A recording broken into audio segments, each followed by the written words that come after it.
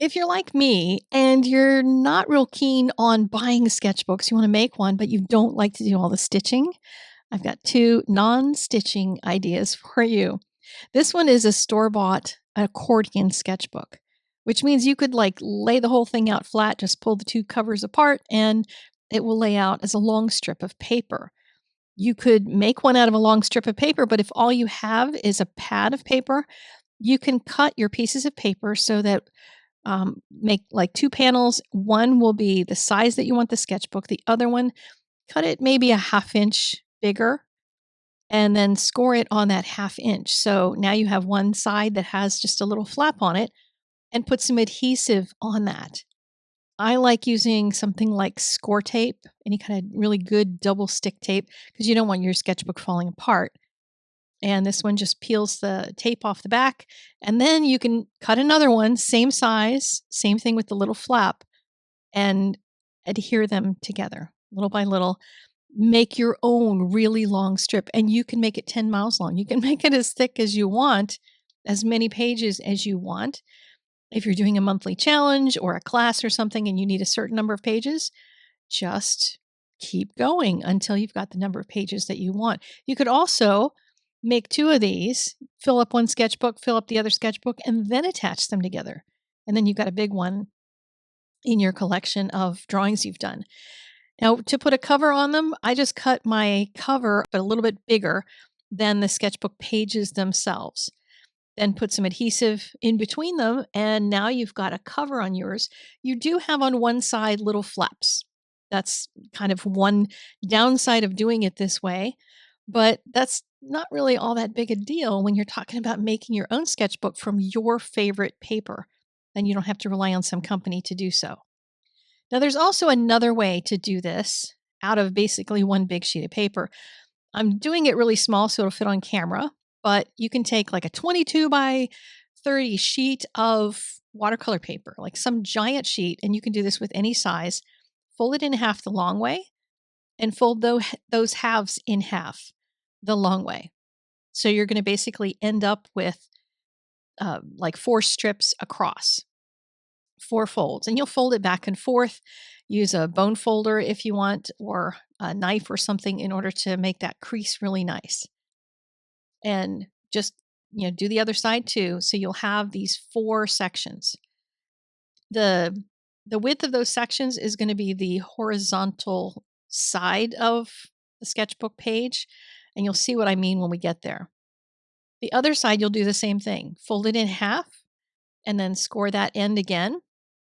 And then fold the other halves in half. And as you start doing this, you'll see that each of those rectangles now that's being created by those folds, that's the size of the page. So you can kind of do the math if you want by whatever size paper you're working with. If it's an 18 by 24 or something, divide by 4, both the horizontal and the vertical, and that'll tell you what size the pages will be. So now we've got 4 across and 4 down. And we need to cut this. You could also do it by folding back and forth on those creases until they tear easily, or you could just use a knife. And I'm going to use a fingertip knife here and a ruler. And we're going to make 3 cuts, but we're not going to cut the entire strip. You're going to do it for like the length of 3 boxes, 3 of those rectangles on one side, and then flip it over, and you're going to do the same thing on the 2 outside ones. You'll cut them both the same way, leaving it attached at the top side.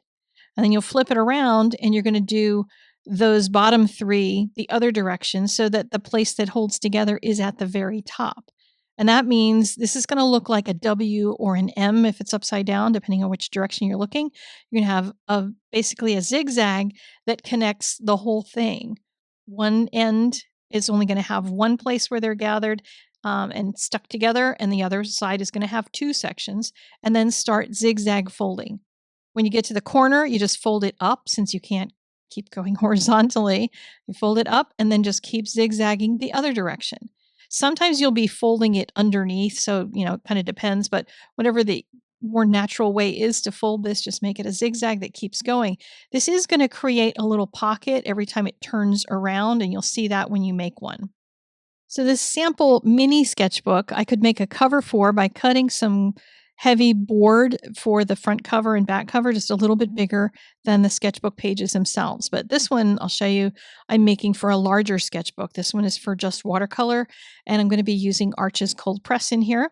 So I've covered the outside of this using some drawing paper that is kind of a mixed media, so I can do some wash and ink on it if I want to, and then just put some adhesive on the front cover and back cover of the sketchbook, and then the covers will just stick to them. And then you've got this lovely book that has two sides to it, that sort of thing, out of your favorite paper. And there are none of those seams that we got from the other version, from the regular accordion sketchbook, because it's all one sheet of paper. And that whole zigzag that we followed is going to create a seamless book. So I made one of these for the nature journaling class that I'll be teaching, and I made it out of some paper by a company called Fluid 100, and I made it because I bought a little sketchbook from them, a very small one, and I liked that hot press paper for wash and ink, and I decided I'd make one of these so I'd have bigger pages and I could do more with it. And the outside cover I covered with some jelly prints that I had made from some leaves. The link to the nature journaling class is in the doobly-doo if you're interested in more information, and I will see you guys later. Bye.